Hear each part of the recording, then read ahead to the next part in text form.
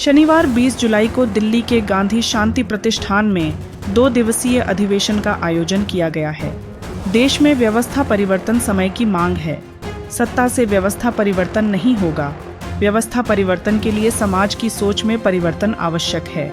वर्तमान सरकारें आम आदमी के जीवन स्तर में परिवर्तन के लिए सुराज, गुड गवर्नेंस की बात करती हैं, लेकिन कुछ सुधारों से जीवन स्तर में परिवर्तन नहीं आ सकता है जब तक कि पूरी व्यवस्था में परिवर्तन नहीं हो जाए। सरकारें व्यवस्था में तत्कालिक सुधार लाकर परिवर्तन करना चाहती हैं, लेकिन व्यवस्था परिवर्तन की सोच दूरगामी परिवर्तन से आएगी। जिस तरह व्यवस्थाओं में कालानुसार बदलाव होना जरूरी है, वैसे ही अपने देश की चुनावी व्यवस्था, शिक्षा प्रणाली, प्रशासन व्यवस्था, न्याय व्यवस्था आदि में भी राष्ट्र का स्वत्व प्रकट होने वाले और जनता की आवश्यकताओं की पूर्ति करने वाले परिवर्तन की आज आवश्यकता है। चलिए आपको इस 2 दिवसीय अधिवेशन के संयोजक सत्य प्रकाश भारत की बात सुनाते हैं। तो देश की आज स्थिति है,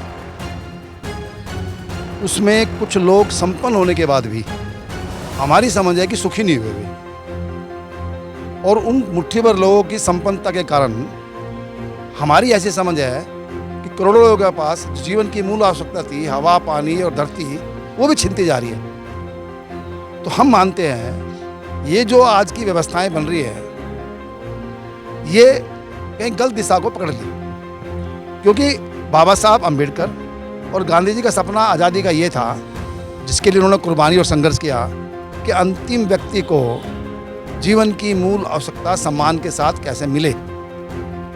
पर आज हो क्या रहा है, जो था उनके पास वो भी छीनता जा रहा है। हमारी समझ ये है कि ये जो गलत हो रहा है, इसके खिलाफ कहीं भी एक समझदार जागरूक लोगों की जमात खड़ी होनी चाहिए, जो इन पॉलिटिकल पार्टी के ऊपर दिशा दे सके, इनके ऊपर लगाम लगा सके। अगर इनके ऊपर लगाम हमने नहीं लगाई तो आज ये पॉलिटिकल पार्टियां कॉरपोरेट के हाथ में चली गई, और कॉरपोरेट जो चाह रहा है वो करवा रहा है इनसे, है ना। इससे क्या होगा, हर व्यक्ति का जीवन दुर्लभ बन जाएगा और पूरे प्राकृतिक वातावरण में भी जीना मुश्किल हो जाएगा। आज गर्मी का हाल देख लो, आज बाढ़ का हाल देख लो, आज पीने का पानी का हाल देख लो, है ना।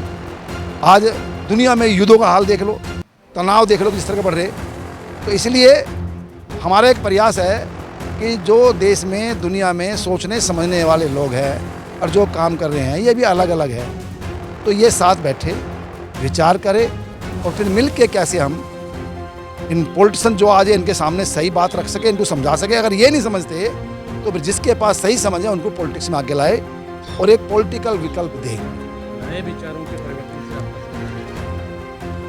से नए विचारों के परिवर्तन से मेरा संबंध है, जिसमें कि हर व्यक्ति, हर परिवार, समाज और प्रकृति चारों में संवर्धन हो, चारों का संरक्षण हो और चारों में खुशहाली आए, चारों का सदुपयोग, जिसमें किसी का भी हार नहीं हो, सबकी जीत हो।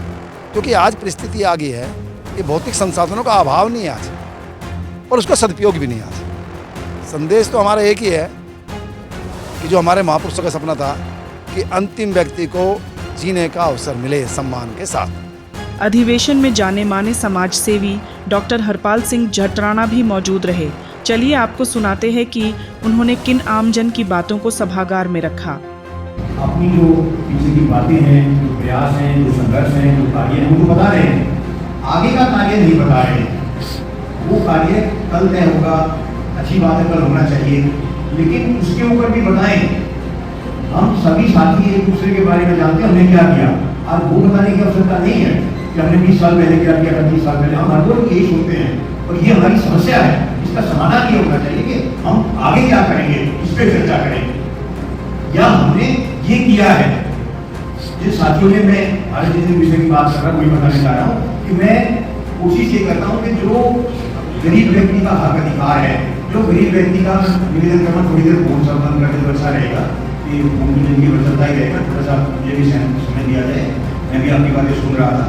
तो मेरा ये कहना है कि जब तक हम गरीब आदमी की बात कर रहे हैं, किसान की बात कर रहे हैं, यहाँ जो व्यक्ति बैठे हैं अपने आप में पूर्ण है किसी न किसी विषय पे, जो 20 साल लगाए, 20 साल काम किया है, उनका क्या परिणाम निकला, क्या समाधान हुआ और आज की समस्या क्या है।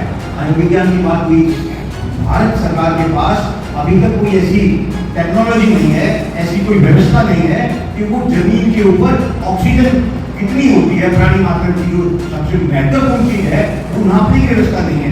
हमारे देश की भाषा घोषित अभी तक 50,000 से ऊपर तो सरकार मुझे लिख के दे दी वो प्रकरण भेज चुका हूँ।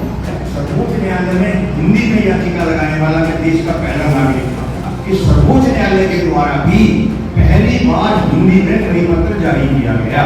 भगत सिंह जी के नाम से चंडीगढ़ हवाई अड्डे का नामकरण 15 साल से घोषणा की जा रही है। हर एक सरकार घोषणा हर साल उनकी पुण्यतिथि पे कर देती थी, बलिदान दिवस पे कर देती थी, लेकिन 15 साल से उनके हवाई अड्डे का नामकरण नहीं हो रहा था।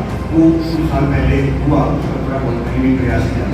ये कोई कार्य करने की मेरे अकेले प्रयास नहीं होती है, और लोगों को इसमें समय लगता है, उनका भी सहयोग होता है। दिल्ली की जो मेट्रो चलती है 2002 में शुरू हुई थी, 17 वर्षों तक वो भोक्ता की श्रेणी में नहीं थी। गिलोय हमारे देश की औषधि घोषित नहीं है। तो मेरा ये कहना है कि मेरे को जो महत्वपूर्ण बात है, इन सब कार्यों के लिए प्रधानमंत्री कार्यालय के द्वारा, वर्तमान प्रधानमंत्री कार्यालय के द्वारा लिखित में पागल घोषित किया गया। लिखित में दिया गया था कि आप पागल, आपके बेटे का ध्यान हो गया इसलिए आप पागल हो गए हो, इसलिए आप जो काम कर रहे हो ये ठीक लिखित में दिया गया। और बहुत सी बातें पागल घोषित कर दिया। अब हम उसके पास 1000 लेटर लिखते, अरे भाई तुम उसको आदमी को पागल घोषित कर दो जिसने अपना घर की जमीन बेच के समाज के लिए काम कर रहा। तुम पागल हो, ये पागल है, 1000 लोग उसके पास जाकर दोबारा उसकी मुक्ति मिलेगी, किसको पागल करेंगे।